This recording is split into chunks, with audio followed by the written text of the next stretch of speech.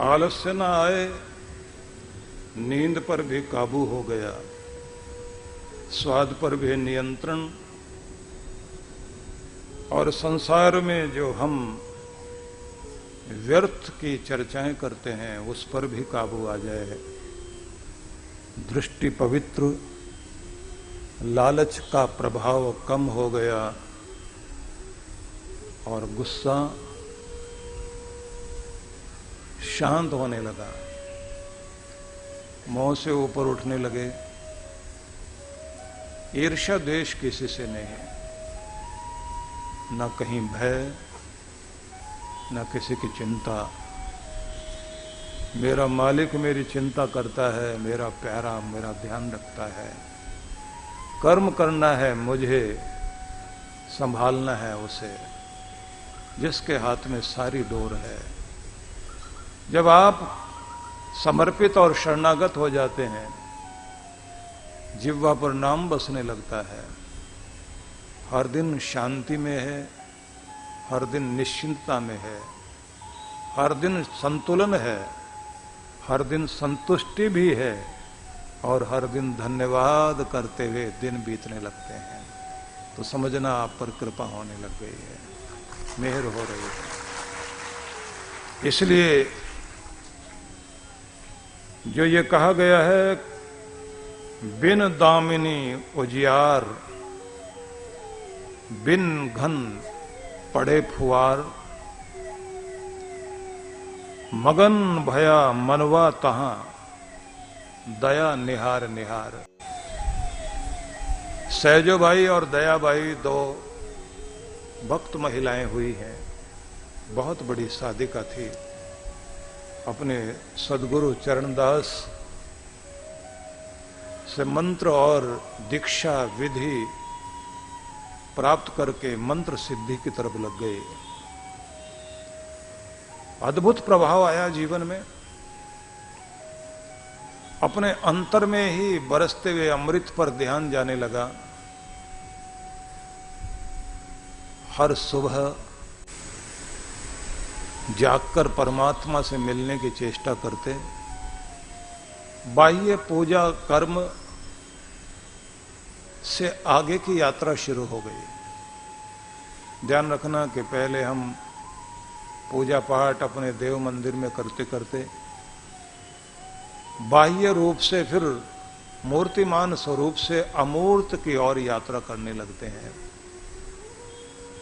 जो व्यक्त संसार है, इसमें अव्यक्त जो छिपा हुआ है, उसके प्रति जब दृष्टि जाने लगती है तो अंदर मन खो जाए, दुनिया अंदर से गायब हो जाए, विचारों की शांति हो जाए, भाव भावनाएं सब हट जाएं, भावातीत हो जाएं, और एक रस परमात्मा में जब डूब जाएं, तब अंतर अंतर में, अंदर ही अंदर फुहार पड़ती हुई महसूस होने लगती है।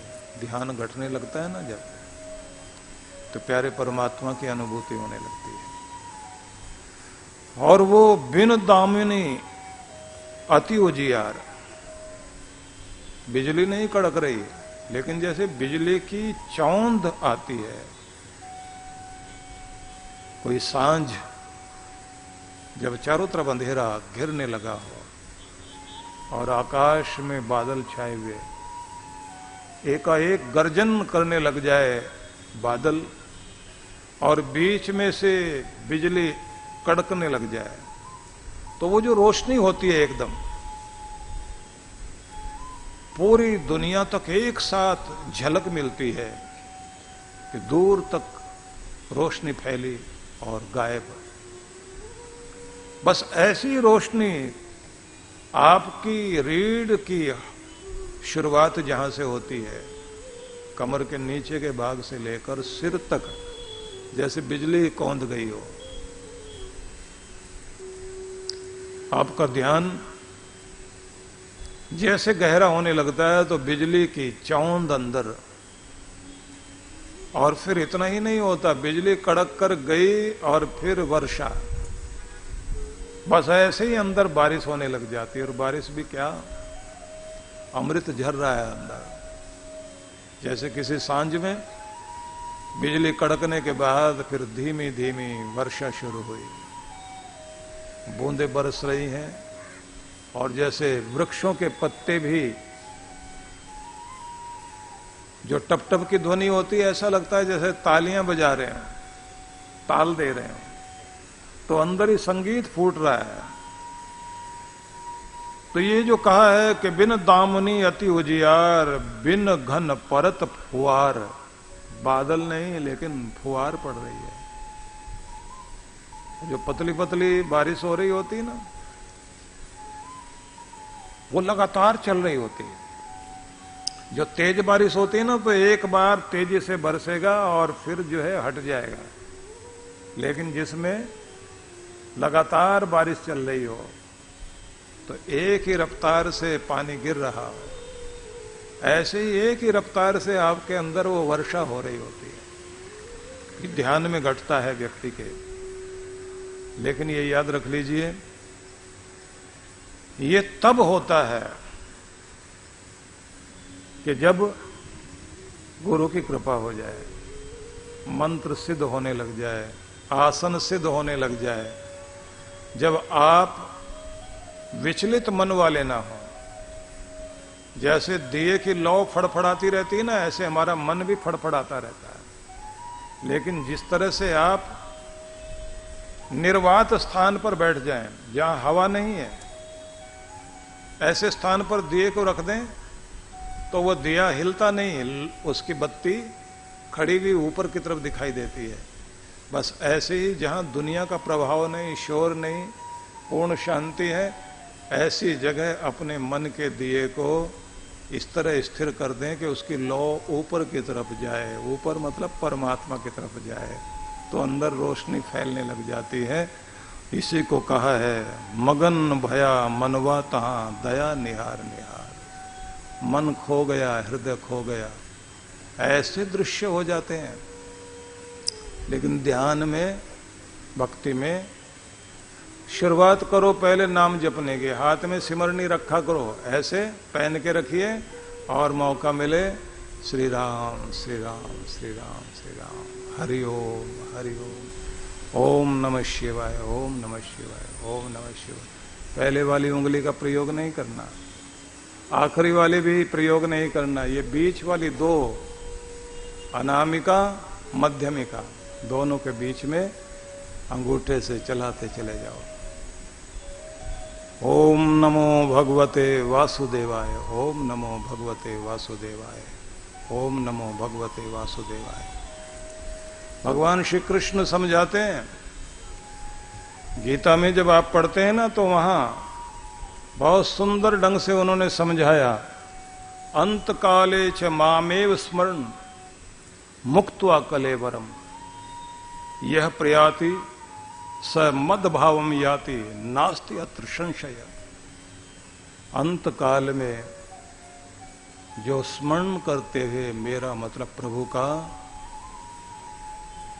और शब्द बड़ा प्यारा है ये, लेकिन डर भी लगता है। डर इसलिए क्योंकि यहां लिखा मुक्त्वा कलेवरम, देह को छोड़ दे कोई। तो सिमरन करते करते मरण जिसका सुधर जाए, ये सिमरन ही है, ये स्मरण ही है जो मरण को सुधार देता है। कहते हैं जीवन को तो सुधारता ही है, मरण को भी सुधार देता है।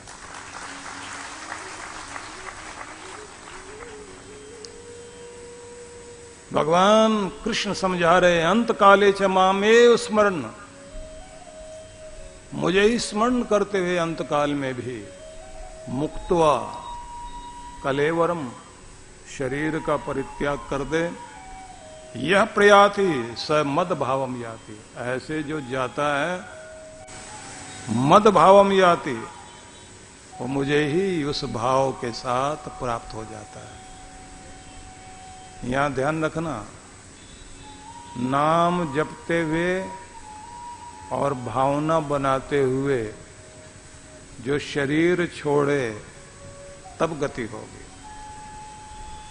अब नाम जपते हुए इतनी बात तो समझ में आ गई, भाव बनाते हुए ये समझ नहीं आता ये क्या है। कुछ लोग अपने बच्चों के नाम भगवान पर रखते हैं, गोपाल नाम, नारायण नाम, श्री राम नाम, ओम नाम, ओम प्रकाश नाम, हरि ओम नाम, ये सब रख लेते हैं। जगन्नाथ नाम रख लेंगे तो उनका मतलब होता है कि आखिर में बच्चों के प्रति मोह होता है ना, तो मुंह से निकल जाए गोपाल गोपाल गोपाल तो गति हो जाए, लेकिन होगी नहीं, ध्यान रखना। क्योंकि वहां जो गोपाल आप बोल रहे हो भगवान को नहीं बोल रहे, बेटे को बोल रहे हैं। तो फिर गोपाल नाम बोला तो साथ में भाव भी हो, भावना भी हो। भावना कौन सी? ये वाला गोपाल नहीं, वो वाले गोपाल में जब भावना होती है तब गति होती है। तो अपने बच्चों का नाम रखने से भगवान के नाम पर हो, अच्छी बात है, लेकिन आपका ध्यान शब्दों में कम हो, शब्दों के पीछे जो भावना है, तज्जपस तदर्थ भावनम, जो जाप किया उसकी भावना बने। तो आदत बनाइए कि जहां आपके शब्द चले वहां आपके साथ शब्दों के अर्थ और उसकी भावना भी, उसमें अखंडता भी रहे। शब्द के साथ, मंत्र के साथ जो आप उच्चारण कर रहे हैं उसमें भावना भी रहे और भावना में अखंडता भी रहे, मन वहीं टिका रहे। मन वहां टिक जाए, इसकी प्रैक्टिस करनी होती है।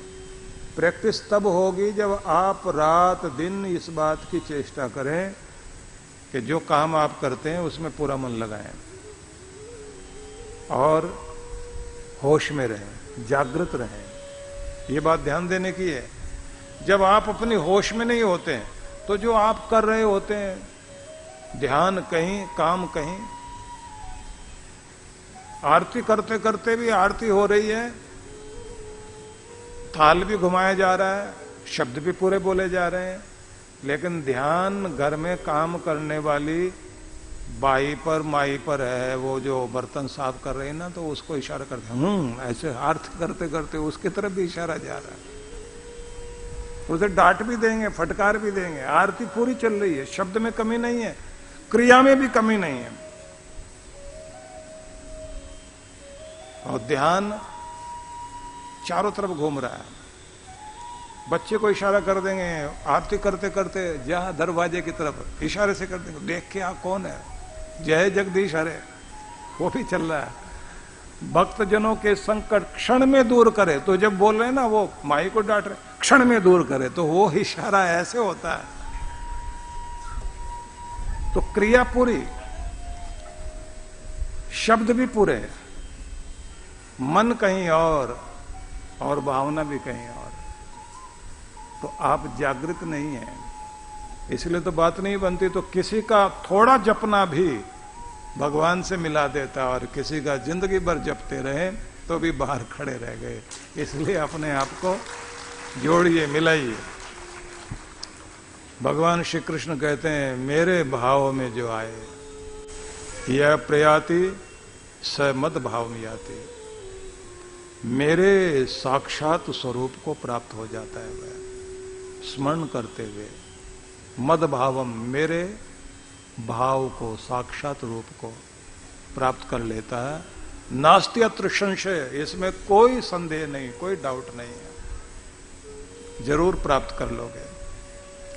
लेकिन आगे और कहते हैं, यम यम वापि स्मरण भावम त्यजति अंते कलेवरम तम तम एव एति कौन्तेय सदा तद भावम भाविता। तद भाव भाविता, कृष्ण ये समझा रहे, अंतकाल में जिस भाव का स्मरण करता हुआ मनुष्य शरीर का परित्याग करता है, जिस तरह के भाव का, शब्द पर ध्यान देना, जिस तरह के भाव का चिंतन करता हुआ शरीर छोड़ता है, उस समय वह तम तम एव एति, उस तरह के भाव को ही सदा तद भाव भाविता, उसी तरह के भाव को वो प्राप्त हो जाता। मतलब अगर आखिर में ध्यान दुकान पर है तो शरीर छूटते समय भावना रही दुकान की, तो मोह रह गया संसार में। मोह धागा है जो खींच कर लाएगा। अब लाएगा तो सही, लेकिन फिर कर्मों का हिसाब भी होगा। कर्मों के हिसाब में यह है कि मनुष्य का शरीर तो नहीं मिलेगा। अगर आप कर्म किसी के अच्छे नहीं हैं तो आना तो पड़ेगा दुनिया में। मनुष्य का शरीर नहीं मिला, पशु पक्षी कीट पतंग कुछ भी शरीर मिल गया, चूहे का मिल गया, छिपकली का मिल गया, मेंढक का मिल गया, लेकिन जहां मोह है वहीं आएगा व्यक्ति। तो दुकान में या तो छिपकली बन के, काकरोच बनकर, चूहा बनकर वहीं बैठेगा। कोई कोई चूहे तो ऐसे कमाल के होते हैं कि सेठ जी की तिजोरी के पास में ही घूमते रहते हैं, क्यों वहीं बैठता था ना वो सेठ। और फिर उसको पकड़कर बच्चे उनके जो दुकान चलाते हैं, उस चूहे को सड़क पार करके दूसरी जगह छोड़ के आते हैं। अगले दिन जैसे दुकान खोलेंगे वो चूहा वहीं बैठा मिलेगा तिजोरी के ऊपर, जाएगा नहीं वहां से, क्योंकि वो मोह जब तक टूटेगा नहीं गति होगी ही नहीं। किसी किसी के बच्चे ऐसा हाल कर देते हैं बुढ़ापे में कि व्यक्ति का मोह टूट जाता है। कुछ वे हैं 50 तरह की चोटें खाने के बाद भी यही कहते रहते हैं, अपना मारेगा तो भी छाया में डालेगा, धूप में नहीं डालेगा। मर गए तो धूप में गिरो चाहे छाया में, फिर क्या। ये मोह है जो अपने पराये का भेद करता रहता है। ये दुनिया के मेले में रिश्तों का भी मेला मिलता है, और मेले में धीरे धीरे करके सब छूट जाते हैं, मेला पीछे रह जाता है। ये ध्यान रख लीजिए, ये दुनिया के मेले कम नहीं होंगे, हम रहें ना रहें। अगर हम सोचते हैं ना कि हमारे से ही दुनिया चल रही है, ऐसा नहीं है। हमारे से पहले भी चलती थी, हमारे बाद भी चलेगी, और इस दुनिया की रंगीनियां खत्म नहीं होगी, इस दुनिया के मेले खत्म नहीं होंगे, इसके राग रंग चलते रहेंगे। इस दुनिया में ऐसी रोशनियां चलती रहेंगी। हम रहें न रहें कोई फर्क नहीं पड़ने वाला। हम ये सोचते हैं हमारे जाते प्रलय हो जाएगी, हम हैं तो हम ही चला रहे हैं, हम कुछ नहीं कर रहे हैं भाई। अपनी अपनी बोलियां बोलकर सब पंछी उड़ जाएंगे, डाल पर अभी बैठे हुए हैं। इसलिए ज्यादा मोह ममता नहीं तो मोह जो है फिर खींच कर लाएगा। और कहते मौत नहीं रुलाती, अंत काल में रुलाता है मोह। किसका मोह कितना है? कोई राजमहल में रहकर भी मोह नहीं है, और कोई साधु बनकर भी एक कटोरे का ही मोह करके बैठा हुआ। और किसी किसी का मोह तो बहुत अद्भुत। एक साधु बाबा बहुत अच्छा प्रवचन करते थे, वो सुनाया करते थे। वो कहते थे कि एक बाबा जी का कंबल चुरा लिया चोर ने। बाबा जी ने जाके रिपोर्ट लिखवाई, पुलिस में रिपोर्ट लिखवाई कि मेरा एक बिस्तर चला गया, एक रजाई चली गई, एक तकिया गायब हो गया, पहनने के कपड़े जाते रहे, और जो कुछ भी लिखवा सकता था वो सब लिखवा दिया। लिखने वाले इंस्पेक्टर ने जब रिपोर्ट लिखनी शुरू की, 20-25 तरह का सामान लिखवाया। मेरा पाजामा था, मेरा कोट था, मेरी रजाई थी, मेरा बिस्तर था, मेरा कंबल, मेरा तकिया। तो इंस्पेक्टर कहता, बाबा जी इतना सामान लेके चलते हो? और वहीं पर वो चोर भी पकड़ा गया था, वो भी वहां बंद था, किसी और चोरी में पकड़ा गया। उसको इतना गुस्सा आया, उसने वो फटा हुआ कंबल फेंक के मारा, बोला यही तो था, लो अपना। इतना कुछ लिखवा दिया। इंस्पेक्टर को भी गुस्सा आया, उसने बाबा जी को डांटना शुरू कर दिया।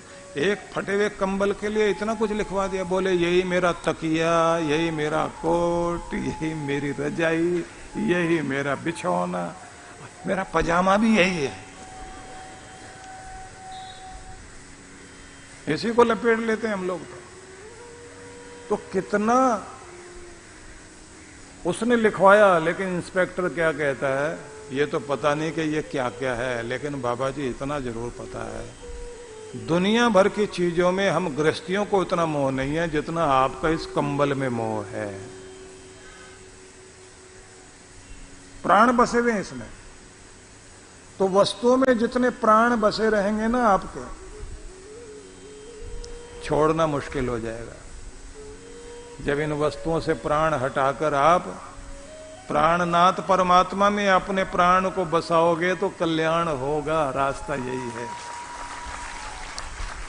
तो आखिर में जो भाव भावना होगी, यम यम वापि स्मरण भावम त्यजति अंते कलेवरम, जिस भाव भावना को बनाए रख करके आप आखिर में शरीर को छोड़ोगे, उसी तरह की भाव भावना को प्राप्त कर लोगे, वैसी ही गति होगी। ये समझ लीजिए, अंते या मति सा गति, अंते या मति ही सा गति ही। जो कुछ अंत काल में मति भावना बन जाती है, जैसा दिमाग, जैसे विचार, जो कुछ अंत में चल रहा है, बस हर रूप में मन को भी मुझे अर्पित कर दो, बुद्धि को भी अर्पित कर दो, तुम्हारी अक्ल अर्पित हो जाए भगवान को, मन भगवान को अर्पित हो जाए। तो कहते हैं तब स्मरण कर तब व्यक्ति माम एव एष्यसि, मुझे ही प्राप्त होगा, असंशयम, इसमें संदेह नहीं है। इसलिए कर्म करते जाओ, नाम भी जपते चले जाओ। अब नाम जपने में यह ध्यान रखना है कि आपका नाम जपना भी 3 तरह से शुरू में करना। पहला, वाचिक जाप करो, जोर जोर से बोल बोल कर, श्री राम श्री राम श्री राम श्री राम, हरि ओम हरि ओम, ओम ओम ओम ओम ओम ओम, बोल बोल कर रहे हैं। फिर स्थिति आ जाए कि बोलते बोलते आंख बंद हो, होठ हिलें, श्री राम श्री राम श्री राम श्री राम श्री राम। बाहर वाले को सुनाई ना दे। जैसे किसी अपने बहुत प्यारे को पुकारते हैं आप, होठों पर, लबों पर उसका नाम आए, मिठास से भरा हुआ, ऐसे स्मरण कर रहे हैं। और यहां चलते चलते भी होठ भी हिलने बंद हो जाएं, अंदर ही माला चल रही हो। जब होठ हिलाकर बोल रहे हो तब उपांशु जप है, और जब अंदर ही अंदर माला चल रही है तब वो मानसिक जप है।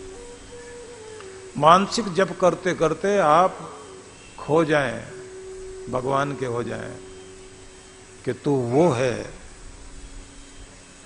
जो सबका है, सब में है, सर्वत्र है।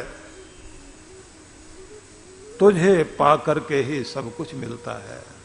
सखा तो, सगा तो, माता तो, बंधु तो, सर्वस्व तो, ज्ञान तो, ध्यान तो, विद्या तो, मेरा सब कुछ तू ही तू, सब तू ही तू है, तू ही तू है, तू ही तू है।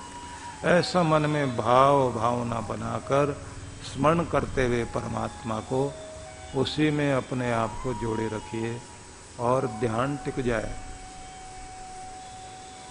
फिर तो जाप भी बंद हो जाए और एक जगह स्थिर होकर परम सत्ता को, परम पावन को, पतित पावन को, सर्वज्ञ को, सर्वशक्तिमान को आप स्मरण करते हुए सच्चिदानंद स्वरूप को उसी में स्थिर हो जाए। प्रकाश रूप है वो, आनंद स्वरूप है वह, प्रेम स्वरूप है वह, दयालु है वह, कृपालु है वह, न्याय करने वाला, सबका इंसाफ करने वाला, मेरा सगा, मेरा सखा, मेरा परमात्मा, मेरा दीन बंधु, मेरा दीन दयाल, मेरा मालिक, मेरा दाता, सब कुछ वही, तू ही तू, तू ही तू, तू ही तू।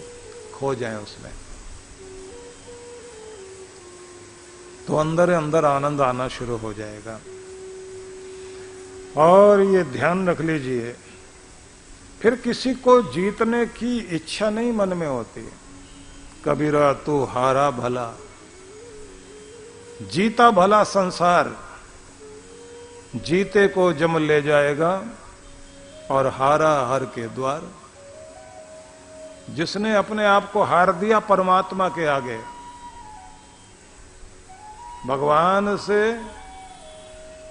अपने आप को हार दें, मतलब समर्पित हो जाएं, वहां अपनी ताकत लगाने की जरूरत नहीं है। भगवान के प्रति समर्पित हो जाएं तो कहते हैं कि जिसने अपने को हार दिया तो वो हारा नहीं है, वो हर के द्वार पहुंच गया। और जो भगवान को जीतना चाहता है, भगवान को यूज करना चाहता है, तो जीते को जम ले जाएगा। ऐसा जो कहता है मेरे पास तो दुनिया भर की चीजें, मैंने तो सब कुछ बना लिया है, कहते हैं उसको तो यम खींचेगा। मतलब आखिर में सदगति नहीं होगी, दुर्गति ही होगी। क्योंकि दुनिया के मोह बंधन में फंसा हुआ व्यक्ति मुक्त नहीं होता, बल्कि और बंधन में आ जाता है।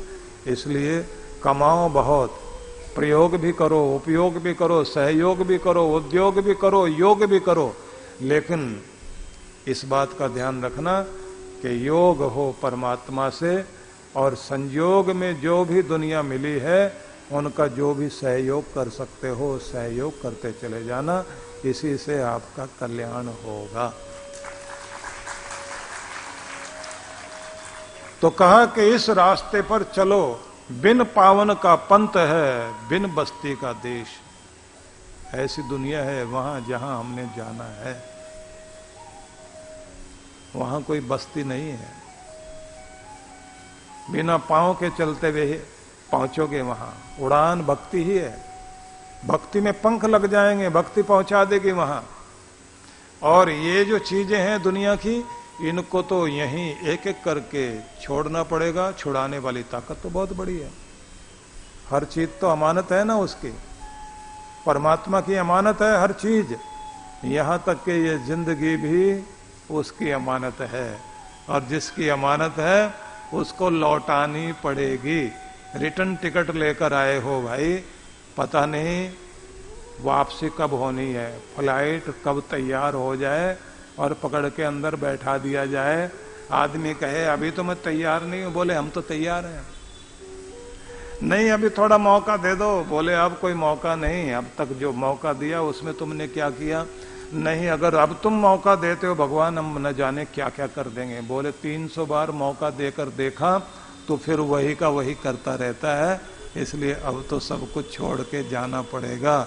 सब ठाठ पड़ा रह जाएगा जब लाद चलेगा बंजारा। सब कुछ छोड़ के जाना पड़ेगा। किसी दिन देख लेना बस ऐसी नींद आएगी तो सोया जग न पाएगा, तुझे दुनिया जगाएगी।